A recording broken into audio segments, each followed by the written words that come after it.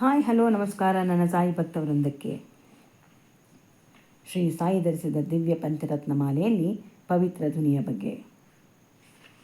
ಬಾಬಾ ಶ್ರೀ ಸಾಯಿ ಆಶ್ರಯದಲ್ಲಿ ನೆಲೆಸಿದ ಮೇಲೆ ಭಕ್ತರಿಗೆ ಪವಿತ್ರವಾದ ಸ್ಥಳವಾಗಿ ಕಂಡಿತು. ಸ್ವಚ್ಛವಾದ ವಾತಾವರಣದಲ್ಲಿ ಹಸಿರು ಸಿರಿಗಳ ಮಧ್ಯೆ ಕಂಗೊಳಿಸುತ್ತಾ ಕುಳಿತಿರುವ ಬಾಬನನ್ನು ಆರಾಧಿಸುವುದೇ ಚಂದ. ಸರಳವಾದ ಅಲಂಕಾರದಿಂದ ನಿರಾಡಂಬರ ಸುಂದರಿಯಂತೆ ಕಂಡುಬರುತ್ತಾರೆ. ಲತಾರಾವ್ ಬಾಬಾರವರಿಗೆ ಮೆಚ್ಚಿದ ಮಗಳಾಗಿದ್ದಾರೆ. ಬೇಟಿ ಎಂದು ವಾತ್ಸಲ್ಯದಿಂದ ಮಧುರವಾಗಿ ಕರೆಯುತ್ತಾರೆ. 48 ದಿನಗಳಲ್ಲಿ ಧುನಿ ಆಗಬೇಕೆಂದು ಬಾಬಾರವರು ಡಾಕ್ಟರ್ ವಿಶಾಲ್ ರಾವ್ ಅವರಿಗೆ ಕನಸಿನಲ್ಲಿ ಬಂದು ತಿಳಿಸಿದ್ದಾರೆ. ಇದನ್ನು ಡಾಕ್ಟರ್ ವಿಶಾಲ್ ರಾವ್ ಅವರು ತನ್ನ ತಾಯಿಯ ಮುಂದೆ ತಿಳಿಸಿದ್ದಾರೆ. ನಂತರ ಇಬ್ಬರು ಅದರ ಬಗ್ಗೆ ಅಷ್ಟಾಗಿ ಗಮನ ಕೊಡಲಿಲ್ಲ. ಇದನ್ನು ಅರಿತ ಬಾಬಾ ಲತಾರಾವ್ ತಂಗಿಗೆ ಕನಸಿನಲ್ಲಿ ಬಂದು ಹೇಳಿದ್ದಾರೆ. ನಂತರ ಎಚ್ಚೆತ್ತ ತಾಯಿ ಮಗ ಧ್ವನಿ ನಿರ್ಮಿಸಲು ಮುಂದಾದರು. ಧ್ವನಿಗೆ ಕಾರಣವನ್ನು ವಿವರವಾಗಿ ಲತಾರಾವ್ಗೆ ತಿಳಿಸಿದ್ದಾರೆ. ಬಾಬಾ ಮೂಲ ಕ್ಷೇತ್ರವಾದ ಶಿರಡಿಯಲ್ಲಿ ಮೊದಲು ಧ್ವನಿಯನ್ನು ಹಚ್ಚಿದ್ದಾರೆ. ಭಕ್ತರ ಪಾಪ ಕರ್ಮಗಳನ್ನು ಕಳೆದುಕೊಳ್ಳಲು ಬಾಬಾ ಹಾಕಿಕೊಟ್ಟ ಮಾರ್ಗ. ಶಿರಡಿಯಲ್ಲಿ ಧ್ವನಿ ಸ್ಥಾಪನೆಯಾದ ಮೇಲೆ ಮತ್ತೆ 3 ಬೇರೆ ಬೇರೆ ಜಾಗದಲ್ಲಿ ಧ್ವನಿ ಕಂಡುಬರುತ್ತದೆ. ಕಲಿಗಾಲದಲ್ಲಿ ಬಾಬಾ ತಮ್ಮ ಸ್ವಹಸ್ತದಿಂದ ಹಚ್ಚಿರುವ ಕಡೆಯ ಧ್ವನಿ. ವಿಶ್ವದ ಅನೇಕ ಜಾಗದಲ್ಲಿ ಮಂದಿರಗಳು ಇರುವಂತೆ ಧ್ವನಿಯೂ ಇದೆ.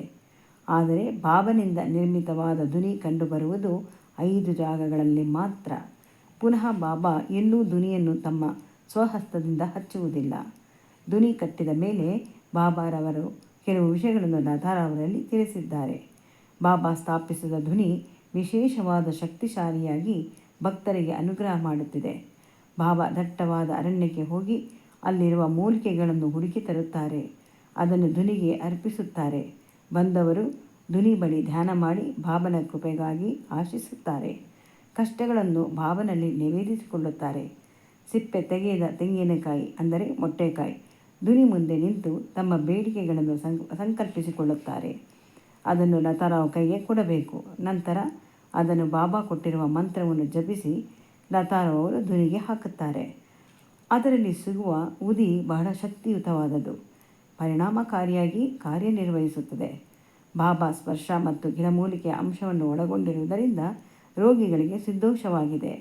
ದೈಹಿಕವಾಗಿ ಮತ್ತು ಮಾನಸಿಕವಾಗಿ ಬಳಲುತ್ತಿರುವವರಿಗೆ ನೆಮ್ಮದಿ ಶಾಂತಿ ತರುತ್ತದೆ. ಡಾಕ್ಟರ್ ವಿಶಾಲ್ ರಾವ್ ರೋಗಿಗೆ ಆಪರೇಷನ್ ಮಾಡುವ ಮುಂಚಿನ ದಿನ ತಾಯಿಯಲ್ಲಿ ರೋಗಿಯ ಪರವಾಗಿ ಪ್ರಾರ್ಥನೆ ಸಲ್ಲಿಸಲು ಕೇಳಿಕೊಳ್ಳುತ್ತಾರೆ. ಲತಾರಾವ್ ಅದರಂತೆ ತೆಂಗಿನಕಾಯಿ ಹಿಡಿದು ಬಾಬನಲ್ಲಿ ಪ್ರಾರ್ಥಿಸಿ ಧ್ವನಿಗೆ ಹಾಕುತ್ತಾರೆ. ಇದರಿಂದ ಎಷ್ಟೋ ಜನ ರೋಗಿಗಳು ಮರಣಶಯ್ಯೆಯಲ್ಲಿ ಇದ್ದವರು ಆರೋಗ್ಯಶಾಲಿಯಾಗಿ ಸಂಪೂರ್ಣವಾಗಿ ಗುಣಮುಖರಾದ ಉದಾಹರಣೆ ಇರುವುದು. ಇದು ಡಾಕ್ಟರ್ ವಿಶಾಲ್ ರಾವ್ ಅವರ ಅನುಭವಕ್ಕೆ ಬಂದಿದೆ. ಜನರಲ್ಲಿ ಭಕ್ತಿ, ಶ್ರದ್ಧೆ, ವಿಶ್ವಾಸವೂ ಅಷ್ಟೇ ಮುಖ್ಯ.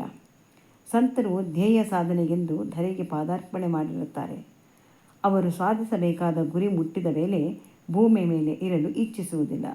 ಸದ್ಗುರುವಾಗಿ ಬಂದಿರುವ ಶ್ರೀ ಶಿರಡಿ ಸಾಯಿಬಾಬಾ ಇಂದು ಸಮಾಧಿ ಸ್ಥಿತಿಯಲ್ಲಿ ಇದ್ದರೂ ಅವರ ಚೈತನ್ಯಶಾಲಿಯಾಗಿ ಅದ್ಭುತವಾಗಿ ಪರಿಣಾಮ ಬೀರುತ್ತಿದೆ. ಅವರವರ ಯೋಗ್ಯತೆಗೆ ಅನುಸಾರವಾಗಿ ಸರಿಯಾಗಿ ಕರೆದುಕೊಂಡು ಹೋಗುತ್ತಿದ್ದಾರೆ. ಸ್ವಾನುಭಾವದ ಗುರಿ ತಲುಪುವಂತೆ ಮಾಡುತ್ತಾರೆ. ಇಂದ್ರಿಯ ನಿಗ್ರಹದಿಂದ ಬಾಹ್ಯ ಚಪಲ ದೂರವಾಗುತ್ತದೆ. ಹೃದಯದ ಕಣ್ಣುಗಳಿಂದ ಆತ್ಮ ಸೌಂದರ್ಯವನ್ನು ತೋರಿಸುತ್ತಾರೆ. ಇದರಿಂದ ಭಕ್ತಿ ಭಾವ ಬೆಳೆಯುತ್ತದೆ. ಭಕ್ತಿಯಿಂದ ಜ್ಞಾನ ಲಭಿಸುತ್ತದೆ. ಜ್ಞಾನದಿಂದ ವಿವೇಕ ಜಾಗೃತವಾಗುತ್ತದೆ. ಇದರಿಂದ ಲೌಕಿಕ ಜೀವನ ಸಪ್ಪೆ ಎನಿಸುತ್ತದೆ. ಪಾರಮಾರ್ಥಿಕ ಜೀವನದ ರುಚಿ ಸಿಕ್ಕಿ ಅದರಲ್ಲಿ ಆನಂದವನ್ನು ಅನುಭವಿಸುತ್ತಾನೆ. ಸಾಯಿಬಾಬಾ ಸಂಪರ್ಕ ಹೊಂದಿದವರಿಗೆ ನಿಸ್ಸಂಶಯವಾಗಿ ಸಾಯುಜ್ಞತೆ ಪಡೆಯುತ್ತಾರೆ. ಲತಾರಾವ್ ಮನೆಯ ಸಾಯಿ ಆಶ್ರಯದಲ್ಲಿ ನೆಲೆ ನಿಂತಿರುವ ಬಾಬಾ ಯಾವ ಆಡಂಬರವನ್ನು ಬಯಸಿದವರಲ್ಲ. ಜೀವಿಸಿರುವಾಗ ಜೋಳಿಗೆ ಹಿಡಿದು ಭಿಕ್ಷೆ ಬೇಡಿ ತಿನ್ನುತ್ತಿದ್ದರು. ರುಚಿಗೆ ಪ್ರಾಮುಖ್ಯತೆ ಕೊಡದೆ ಎಲ್ಲವನ್ನು ಮಿಶ್ರ ಮಾಡಿ ಸೇವಿಸುತ್ತಿದ್ದರು. ಆಗ ಆ ಸಮಯದಲ್ಲಿ ಬರುವ ಪ್ರಾಣಿ ಪಕ್ಷಿಗಳಿಗೂ ಕೂಡ ಪಾಲು ಕೊಡುತ್ತಿದ್ದರು. ಇಂದು ಸಹ ಅವರು ಅದನ್ನೇ ಅನುಸರಿಸುತ್ತಿದ್ದಾರೆ. ಸಾಯಿ ಆಶ್ರಯದಲ್ಲಿ ಕಾಣಿಕೆ ಡಬ್ಬಿ ಇಟ್ಟಿಲ್ಲ. ಬಾಬನಿಗೆ ನೈವೇದ್ಯವಾಗಿ 1 ಲೋಟ ನೀರು ಅಥವಾ ಬೆಲ್ಲ, 1 ಚೂರು ಇಟ್ಟರೆ ಸಾಕು ಎಂದು ಲತಾರಾವ್ ತಿಳಿಸಿದ್ದಾರೆ. ಬಾಬಾ ಹೃದಯ ವಿಶಾಲತೆಗೆ ಇದೊಂದು ಒಳ್ಳೆಯ ಉದಾಹರಣೆ. ಯಾರಿಗೂ ತೊಂದರೆಯಾಗದಂತೆ ನೋಡಿಕೊಂಡು ಭಕ್ತರ ಕಷ್ಟಗಳನ್ನು ತನ್ನದೆಂದು ಭಾವಿಸಿ ಸರಿಪಡಿಸುವ ಉದ್ದೇಶ ಹೊಂದಿರುವರು. ಶ್ರೀ ಸಾಯಿ ಧರಿಸಿದ ದಿವ್ಯ ಪಂಚರತ್ನ ಮಾಲೆಯಲ್ಲಿ ಪವಿತ್ರ ಧ್ವನಿ ಭಾಗ ಮುಕ್ತಾಯವಾಯಿತು. ನಾಳಿನ ಸಂಚಿಕೆಯಲ್ಲಿ ಬಾಬನ ಸಾಯಿ ದರ್ಶನ ಮುಂದುವರಿಯುವುದು. ನಿರೀಕ್ಷಿಸಿರಿ ಗೆಳೆಯರೆ. ಅಲ್ಲಿವರೆಗೂ ನನ್ನ ನಮಸ್ಕಾರಗಳು.